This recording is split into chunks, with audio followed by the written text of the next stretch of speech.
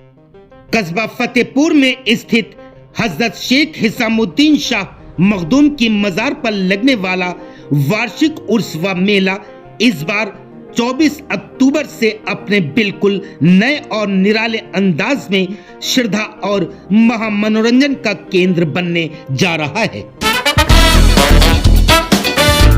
मेला committee के पदाधिकारियों और स्थानीय प्रशासन के द्वारा युद्ध स्तर पर शुरू हो चुकी हैं मेले की तैयारियां।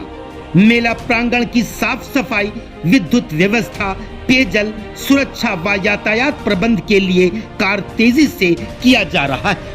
जय हिंद दोस्तों, आप देख रहे हैं रिपब्लिक रिनेंसा और मैं हूं आपका दोस्त रिजवान। आज हमारे साथ में है फतेहपुर की एक बहुत ही अहम और खास शख्सियत। मैं बताना चाहूंगा कि मशहूर साहब जो हैं वो कई बार यहाँ कर चेयरमैन रहे और लोगों ने इनको बार बार कई बार मौके दिए कि ये लोगों की सेवा कर सके। कुछ जरूर ऐसा खास है कि बार बार लोग इन्हें चुन किया, जिम्मेदारियां उन्हें निभाते आ रहे हैं। ये यहाँ पर जो मखदूम साहब का मेला लगता है वो काफी ऐतिहासिक है, उसकी एक जिम्मेदार पद को ये सुशोभित करते आ रहे हैं। हमारे चैनल में आपका बहुत बहुत स्वागत है। मैं जानना चाहूंगा ये जो मेला लगता है मखदूम साहब का, ये कितना पुराना है और इसका ऐतिहासिक महत्व क्या है? बहुत पुराने बुजुर्ग रहे हैं। एक वाकया इनका है कि यहाँ से एक लड़की रुखसत होकर जा रही थी रोती हुई डोली में, तो उसको ये दुआ दी थी कि बेटी तुम जहाँ हो वहीं रहोगी। तो वो ज़्यादातर लड़कियाँ यहाँ की फतेहपुर ही में लौट के आती हैं। ये ज़्यादातर दामाद यहाँ पे मिलेंगे जो हमारी नज़र में है। अच्छा, शायद इसी वजह से फतेहपुर को दामाद पुरवा के नाम से दामाद पुरवा हमने बताया। अब सुन सकते हैं कि मखदूम शाह बाबा क्या एक मोजिजा, एक करिश्मा कि उन्होंने एक रोती हुई एक ऐसी लड़की को जो अपनी ससुराल जा रही थी, वो रो रही थी, उसको उन्होंने ये दुआ दी थी कि तुम परेशान न हो और तुम्हें यहाँ पर फिर वापस आ जाना होगा और खुशी खुशी रहोगी। और वो कई वर्ष बीत गए हैं, सैकड़ों वर्ष बाद भी वो परंपरा आज तक जारी है।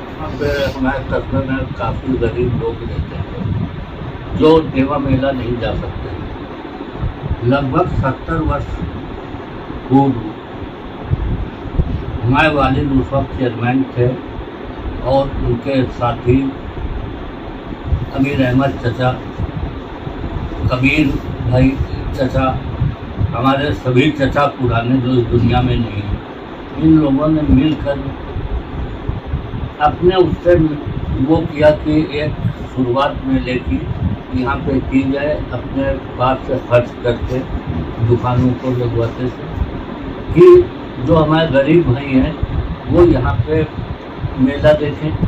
और इस कमेटी के अंदर हिंदू और मुस्लिम दोनों शुरू से जुड़े रहे हैं, वालिद के वक्त से लेकर आज की कमेटी है। आज की मतलब मेला एक मुस्लिम संघ के नाम पे लगता है, लेकिन यहाँ पे हिंदू मुस्लिम ये दोनों लोग कमेटी में रहे हमेशा एकता का, भाईचारे का संदेश इस मेले से दिया जाता है। क्या इस बार मेले में कुछ खास हो रहा है जो पहले नहीं होता था?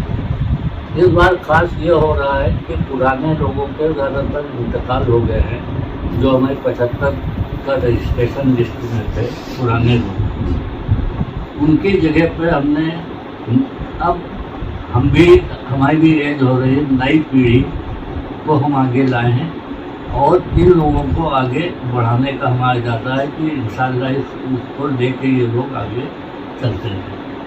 जी, ये तो आपने कमेटी के बारे में बताया कि कमेटी ने जो आपने बदलाव किए और क्यों किए और किन लोगों को वहां पर आपने रिप्लेस किया है। आप युवा शक्ति को तरजीह दे रहे हैं और आप उम्मीद कर रहे हैं कि युवा लोग एक नई सोच लाकर और एक अच्छी बेहतर सोच और बहुत ही एनर्जेटिक ढंग से इस काम को कर सकते हैं। जी, लेकिन मैं जानना चाह रहा था कि ये स्पेशल क्या हुआ, बदलाव क्या हुआ या खास इस मेले में क्या होने वाला है? प्रोग्राम होते हैं वो कौन कौन से प्रोग्राम होते हैं? मुशायरा और सांस्कृतिक प्रोग्राम जैसे म्यूजिक कॉन्फ्रेंस और एक इस बार भी लोगों का हमारी कमेटी में जादू का प्रोग्राम म्यूजिकल शो है, म्यूजिकल शो बात किया है, वो भी इंशाअल्लाह किया जाएगा। तो ये आपके यहाँ जो ये मेला लगता है ये कितने दिनों का होता है? ये परमिशन हमको 24 से 12 से 10 से 6/11 तक मिला। अच्छा, ये अक्सर ये होता है कि जब ये फतेहपुर का मेला होता है और वो दीपावली भी उसके नजदीक होती है, तो क्या दीपावली से इस मेले की शोभा और बढ़ जाती है? यकीनन दोनों समुदायों का ताल्लुक रहता है। एक अच्छा ओकेशन आ जाता है, अच्छा मौका होता है और लोगों के लिए छुट्टियां भी होती हैं और वो मेले को बहुत ही अच्छी तरह से एंजॉय करते हैं। प्रोग्रामों की जिम्मेदारी नसीम भाई हमारे पूर्व सभासद को दी गई है। एक म्यूजिक कॉन्फ्रेंस और मुशायरे की सऊदी वकाफ है वो नसीम उर्दू साहब, और म्यूजिक का भी नसीम उर्दू साहब के उस पे है। दुकानों का राहत भाई मेला एज यूजुअल जैसा होता था। हाँ, राहत साहब ही उनकी राहत जिम्मेदारी रहती थी। और तौफीक और इरफान भाई और हमारे सभासद खुर्शीद, ये 4 लोग जमीनों का आवंटन करेंगे। तो क्या फतेहपुर के अवाम इस बार ये उम्मीद रखे कि जो गुज़िश्ता सालों में मेले हो रहे थे, इस बार ये जो मेला हो रहा है वो ज़्यादा बेहतर होगा और इस बार मेले को लोग ज़्यादा एंजॉय करेंगे? जो कमेटी में जो दिलचस्पी नहीं रहती थी, मैं ये देख रहा हूँ कि इस बार जो कमेटी बनी है तो कमेटी के लोगों में काफ़ी दिलचस्पी है, उससे हमारी भी हिम्मत बढ़ी हुई है। इंशाअल्लाह उम्मीद करते हैं कि पिछली बार से बेहतर ही ये लोग करेंगे सब मिलकर। अच्छा, मेले में क्या कोई मेडिकल कैंप भी लगेंगे? मेडिकल कैंप जो है वो स्वास्थ्य विभाग से बात की जाएगी, अगर वो होता है तो नहीं, आपको क्या लगता है कि होना चाहिए? होना चाहिए। सुरक्षा की दृष्टि से और क्या क्या इंतजाम होंगे? प्रशासन का पूरा सहयोग हमारे ऊपर मेले के साथ में रहा है पिछले भी, और इस बार भी प्रशासन का पूरा सहयोग है। औरतों की जो गलियां चोरी वगैरह की होती हैं, झूले वगैरह पे पुलिस का कैंप रहेगा और महिला पुलिस भी रहेगी। कोतवाली क्षेत्राधिकारी महोदय, SDM साहब, सबका सहयोग रहता है।